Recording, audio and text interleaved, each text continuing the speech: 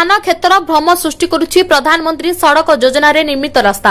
कोरापुट नंदपुर रास्ता उपरे आंटुए कादुଅ तो आउ केउंठी विराट विराट खाल।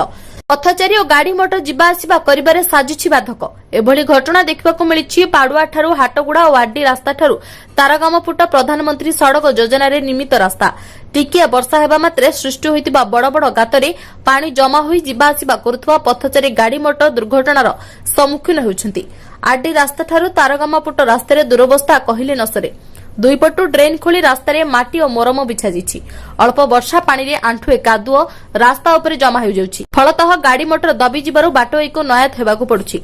एथिनिमते कुल्ला सिंह सरपंच श्री जगन्नाथ खड़ा, समिति सभ्य श्री अंतर्जामी गुंठा, पूर्वतन सरपंच श्री भक्तराम किसानी, वार्ड सभ्य अबरदा मुकुंद गौड़ और सीताराम दोरा प्रमुख आरडी विभाग और एनबीसीसी कर्तृपक्ष बारंबार अवगत कले मध्य केही कर्णपात करुनुथिबा कहिसेंती। आरडी विभाग नंदपुर और पाडुआ जंत्री श्री पीके महांती और श्री चौधरी को पचारिबारु पाडुआ ठारू हाटगुड़ा दे आंध्र सीमांत पेदाबाली संजोग करुथिबा रास्ता आम विभाग अधीन अछि, जहा वर्तमान सीमांत अंचल आडरू नूतन भावे निर्माण काम आरंभ करा दै। अल्प दिन मध्य पाडुआ पर्यंत ओसेरिया रास्ता निर्माण होइबो, किंतु आरडी रास्ता ठारू तारगामापुट रास्ता एनबीसीसी कर्तृपक्ष करुथिबा कहिसेंती। एनबीसीसी कर्तृपक्षक सह सहयोग संभव होई पार नथिबारु तांकर प्रतिक्रिया मिलि पारि नाही। पटांगिरु कृष्ण गोलोरीको रिपोर्ट, परिदर्शक मीडिया।